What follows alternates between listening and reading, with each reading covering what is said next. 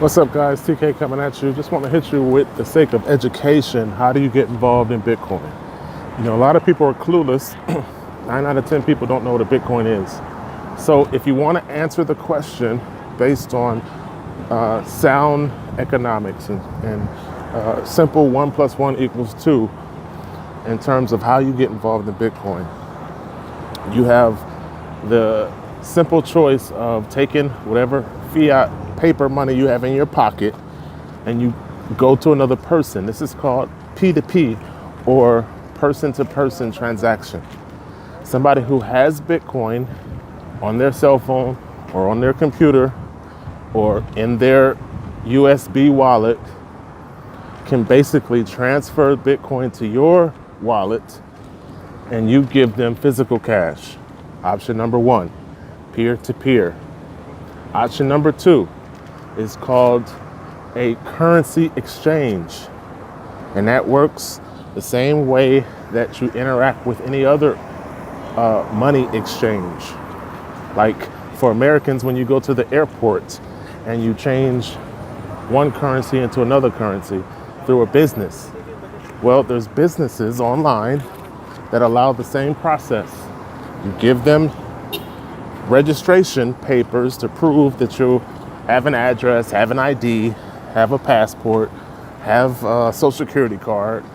You know, once you give all that proof that you're a slave in the system and they have your papers on record, then you could exchange paper money from your bank account into Bitcoin to your Bitcoin wallet.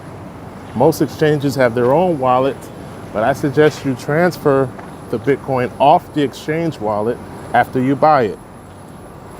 Because if you don't own the keys, you don't own the Bitcoin. So that's option number 2. It's called business to person or person to business.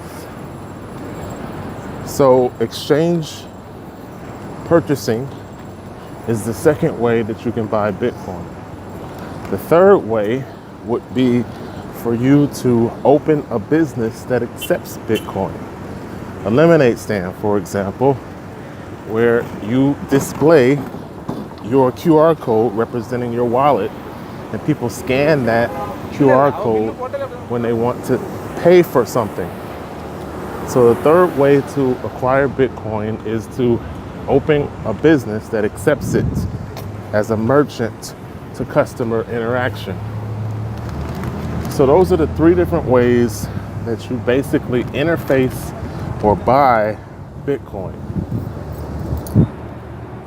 Not complicated. It's really easier than you think. But that's the main excuse I hear people use. And they don't do any reading. They don't do any research. So they never figure it out. And then they listen to liars who tell them blah, blah, blah, blah, when all that shit is based on lies. It's not based on true facts within the Bitcoin market. So I just gave you simple ways to acquire Bitcoin. There's a fourth way where if you're risky enough, you actually acquire Bitcoin, give it to an investment firm who multiplies the Bitcoin and gives you back more. So that's not really acquiring, but it is, because the investment return that you receive is going to be in Bitcoin. So if you invest in the right Bitcoin investment banking firms, you can receive a decent return, ROI, on the Bitcoin that you invest. But there are a lot of people that live out of fear and are not willing to go down that path.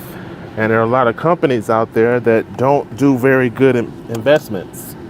So if you're not the risky type, stick to the first 3 methods.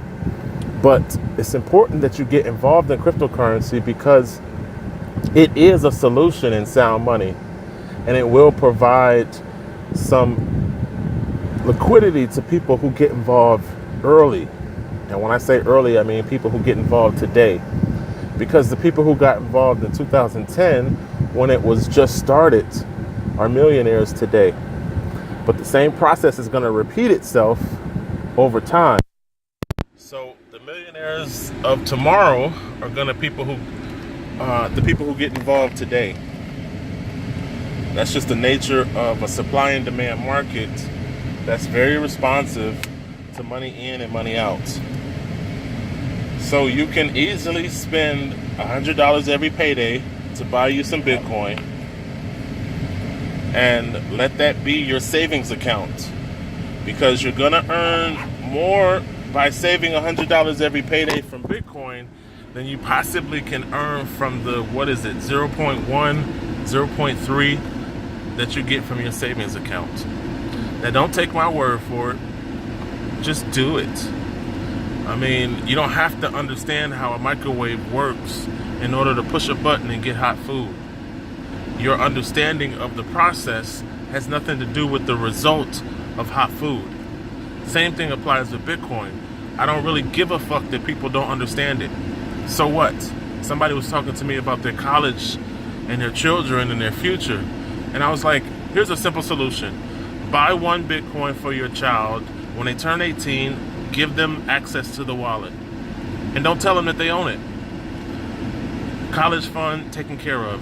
Future secure. So this process is not hard. People make it hard. And I tell people all the time, it doesn't fucking matter that you don't understand it. Matter of fact, I think it's better if you are clueless and you don't understand it. All you have to do is buy and hold, and you don't need to understand anything. Buy it, put it in a wallet, hold it, forget that you own it. 10 years from now, you're going to say thank you. Or 10 years from now, you're going to be like most people, kicked and forced out of the game. It's your choice. Bitcoin probably will be $100,000 per coin. Right now we're knocking on 3,500. We'll probably see 5,000 here shortly. So the price is no ceiling. The price is always going to continue to go up the more money comes into the market. So do you want to kick yourself when it's $100,000 a coin and when you could have spent $100 every payday and built up to having 1 Bitcoin, 2 Bitcoin, 10 Bitcoin? What is successful in Bitcoin? Anybody who owns at least one coin.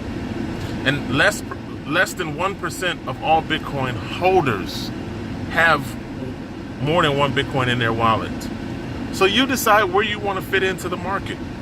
You want to be a part of the 1% in Bitcoin, or you want to be that loser that is dealing with inflationary paper money and complaining about not having enough to eat. It's up to you.